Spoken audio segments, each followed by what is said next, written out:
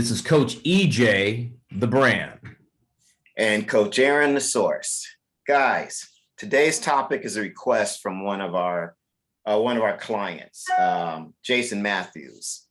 He basically asks, what should be the ideal schedule for a student athlete who wants to be drafted or a D1 prospect? Well, a lot goes into that. And it's something we've touched on in a variety of different ways in our other podcasts, from committing into structure and management and just kind of organizing yourself. But some of the key things I think an athlete needs to start to put into their program should start early on. And that's something that we always talk about is we want these things to be started early enough in your career so that they become habit, they become second nature. So that way you are ready for that next step. And so some of those things, in my opinion, would be, you're going to be a D1 athlete, then you've got to have conditioning on your daily routine. You've got to have your sports specific practice on your regular routine.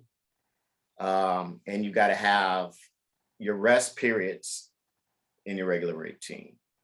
You've got to be able to manage those. And because you're student athletes, you've got to also have your academic life scheduled in. So those are probably the four big ones. And you can probably add some other little, ancillary things in, but I think those are the four things that should be in a regular daily schedule of any aspiring student athlete. And the sooner you can start that, the better. And again, when we're talking workouts and stuff, I'm not talking about, 2-hour, 3-hour workouts. You do what's appropriate at whatever point you are in your development. EJ, what are some of your thoughts? Hey, I like that. I like what you said so far about those four key points, and I agree with those 100%.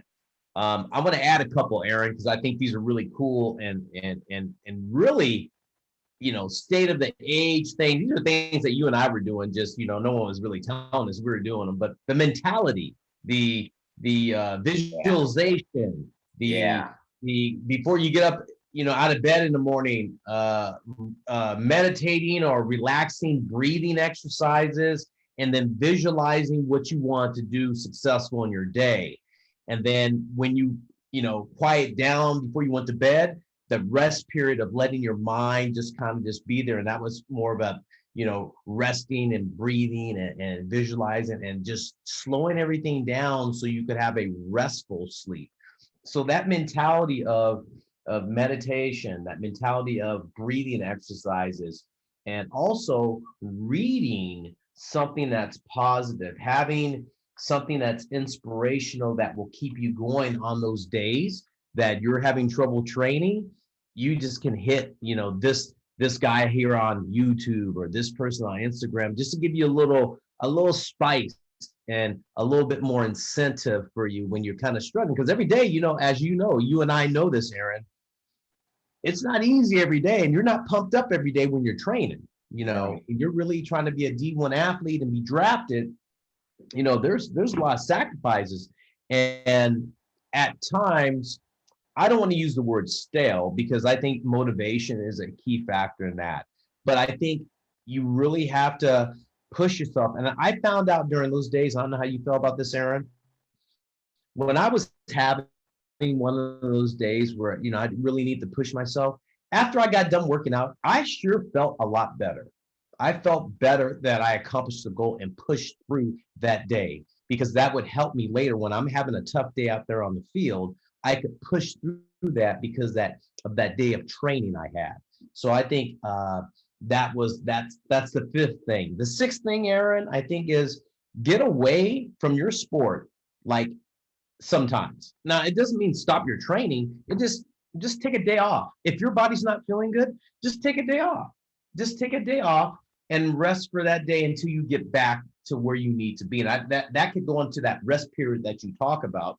But sometimes I think guys need to break away and have a day where they're not thinking about their sport. They're going out to the beach. Right. They're going out for a ride. They're taking a walk. They're hanging out with their friends. I think that life balance thing is important for a Division I athlete, too, or any athlete, or somebody trying to get drafted. If it's a baseball player, is to get away from that stuff a little bit, just for a day, just to give yourself a breather. Right. So I added those two things, Aaron. Yeah, no, I agree. I think the 2 points you brought up were probably even more important than mine. We've got a podcast coming up where we talk to Alan Jaeger, and one of Right. the key tenets of his philosophy is being able to have that time to inner reflect and just have that quiet time where there's no noise. And I think that's really powerful. And it's things that we've done, but we haven't really, I guess we've never really articulated because it's just something we do. But I think that is something that is often overlooked and should be mentioned as an important component. Now I know some of the parents are probably watching this and they want probably more of a drill down on what a specific day should look like. Right. Right. And I'm going to attempt to give you that, but this Gotcha. doesn't necessarily mean it's for every athlete. So take it with a grain of salt. And again, make the adjustments you need to make based on your athlete, their workloads, where they are in their athletic development, and what's appropriate. But generally, say a typical day of a kid who's in high school and middle school. Right. I would say, you get up in the morning, take 15 minutes for that personal reflection time where you just, relax, clear your mind, and have that quiet time to yourself, that meditation time. And it doesn't mean you're sitting there like, and all that kind of stuff, but, maybe it's just kind of slowly putting your day together, or, maybe it's that time where you have those conscious dreams about, hey, what do I really want to do? What I really want to be? Sometimes it's good to kind of re-energize those dreams and be thoughtful about them because that helps to put them in action. Okay, Right. so maybe take 15, 20 minutes to do that.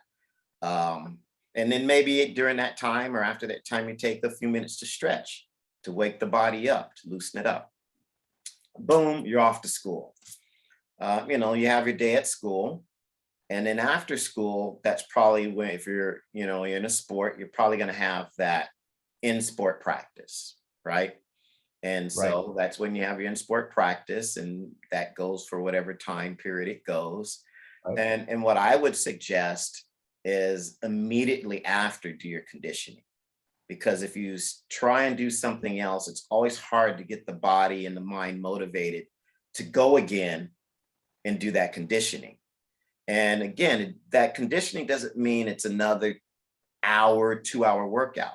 If you're in season, it might be something where it's just 30 minutes, 40 minutes. Sometimes it's only 20 minutes. Maybe you're just working on a specific body part. Maybe you're just doing a little bit more stretching and recovery stuff. That's also part of your conditioning. So things like that can be added into your workout. After you finished your sport specific workout, and then after that, obviously you're heading home. You got your homework. You're home for the evening, and then again carve out 15, 30 minutes before. Sorry about my math machine, but that happens, it's live, right? It's live. Yeah. Man.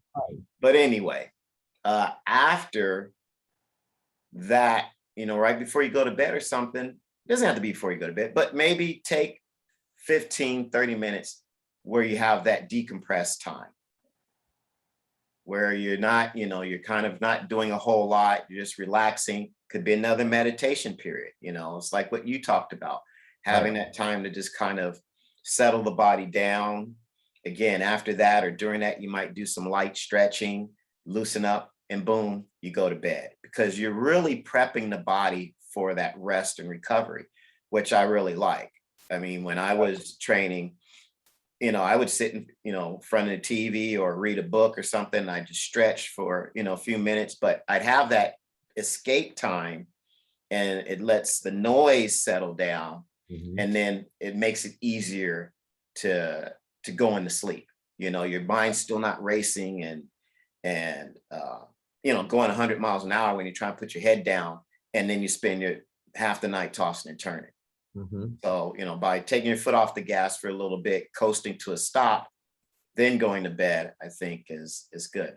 So, I mean, that's would be a typical day, I would think, for an average Right. athlete. Now, for those who are time crunched in the evening, well, there are there you have available time earlier in the day, Right. early morning. It's not Right. probably the most desirable for most people, but maybe you do that 30-minute workout in the morning, Right. and nothing's, there's no rule that says you have to go to bed at 11, 12 o'clock every night. you know Go to bed at 9 or 10 and wake up at 5 or 6 and get that work in. Right. It amazes me how many athletes say I don't have enough time, but I Mhm. also know athletes waste a lot of time. Yes.